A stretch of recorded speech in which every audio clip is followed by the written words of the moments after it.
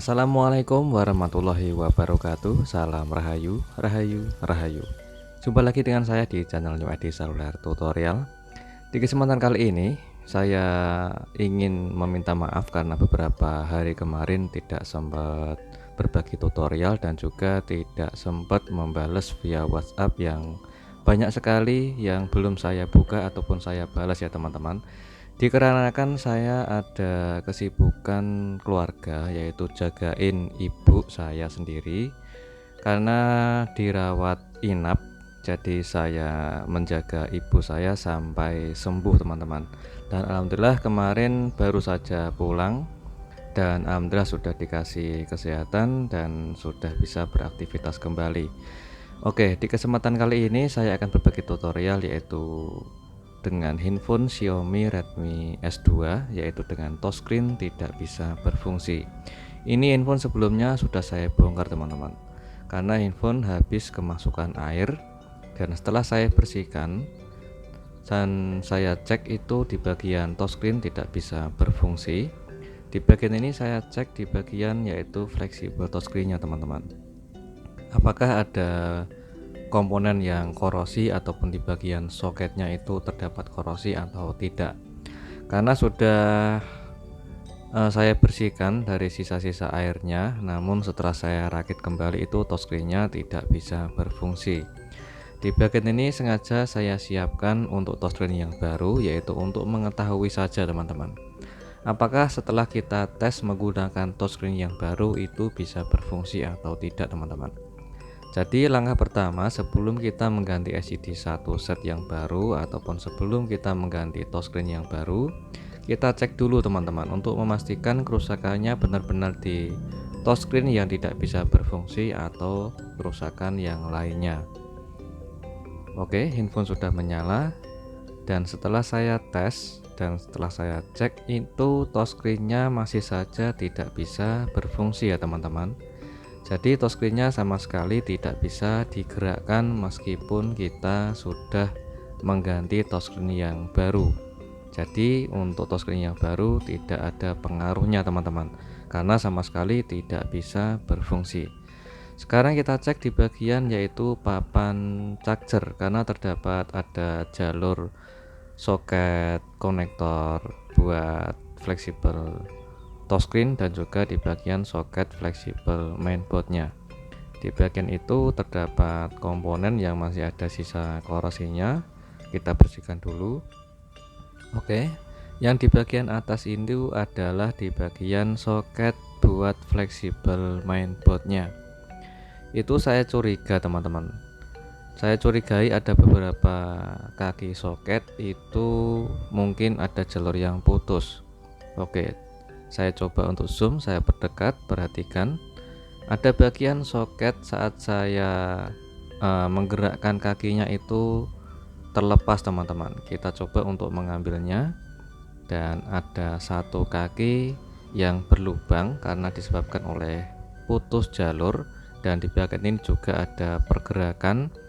Jadi untuk mengetahui soket kaki konektor yang rusak, kita bisa mencoba untuk menggerakkan setiap kakinya teman-teman, yaitu untuk mengetahui kakinya itu masih bagus atau jika ada pergerakan di bagian kaki itu otomatis di bagian soket kakinya terputus teman-teman.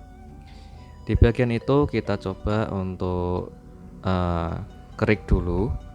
Setelah kita ambil atau kita congkel soket konektor yang bermasalah, dan kita bisa mengecek satu persatu di setiap kaki yang lainnya apakah ada kaki soket yang terputus atau tidak teman-teman. Setelah kita cek satu persatu masih bagus semua, hanya dua kaki yang bermasalah teman-teman. Sekarang kita kerik dulu di bagian jalurnya, yaitu agar tujuannya agar lebih mudah untuk kita jumper ya teman-teman, karena jalurnya itu terputus di bagian soketnya. Jadi kita bisa menggunakan teknik jumper atau kita menghubungkan ke bagian fleksibelnya. Oke, setelah kita kerik, kita bersihkan dulu dan jangan lupa kita coba untuk cek dulu di bagian fleksibelnya juga teman-teman. Di situ ada bagian fleksibel touchscreen. Untuk soket konektornya sengaja saya cek itu masih utuh dan masih bagus.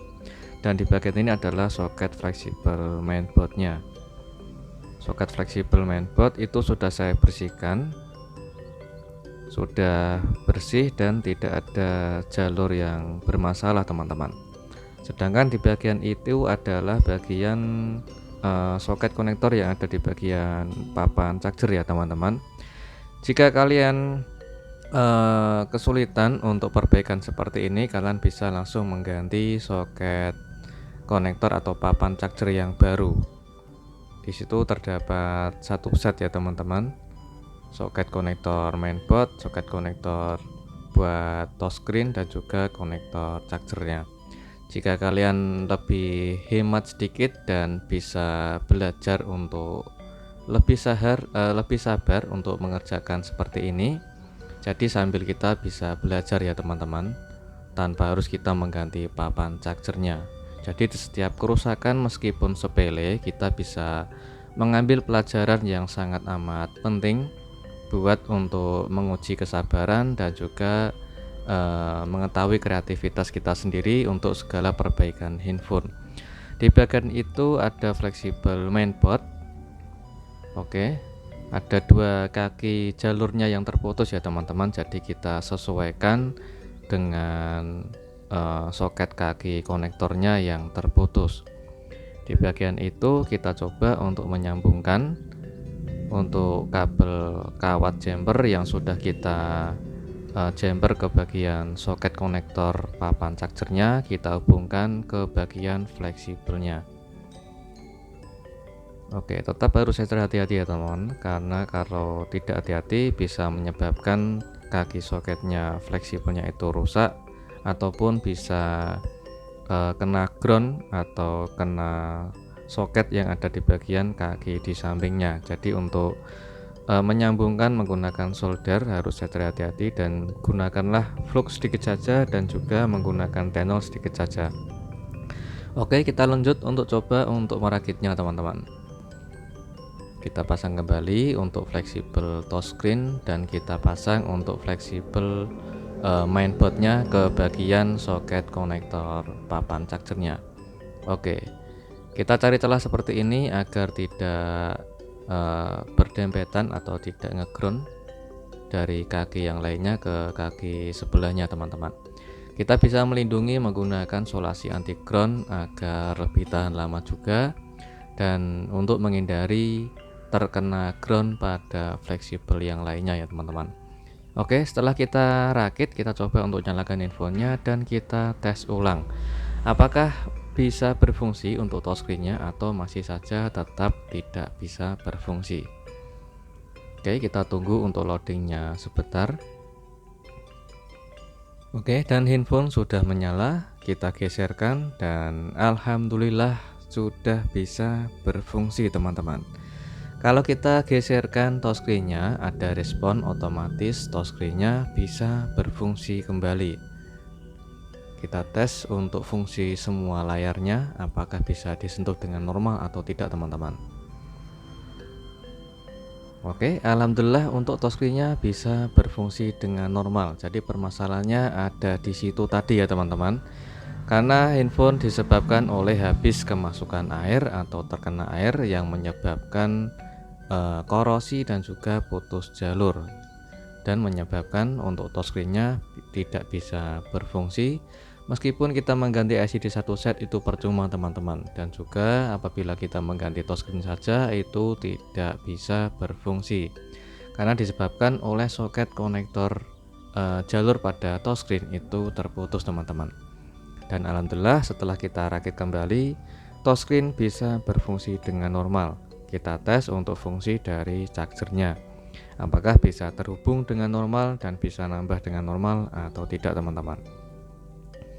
Oke, kita tunggu beberapa detik kemudian ada di angka persen baterainya. Coba kita zoom teman-teman untuk mengetahui persentase baterainya, dan alhamdulillah sudah bisa naik dengan normal. Dan setelah beberapa menit kemudian kita cek ada di angka berapa persen, 15 persentase. Kita coba untuk cek kembali dan ada di angka 18%. Jadi alhamdulillah untuk persentase baterainya bisa berfungsi dengan normal dan sinyalnya pun bisa berfungsi dengan normal. Kuota data aktif dan untuk pengisian baterainya bisa mengisi dengan sangat normal. Untuk fungsi touchscreen-nya sendiri sudah bisa kembali berfungsi dengan normal teman-teman. Oke, jumpa lagi di tutorial berikutnya. Assalamualaikum warahmatullahi wabarakatuh.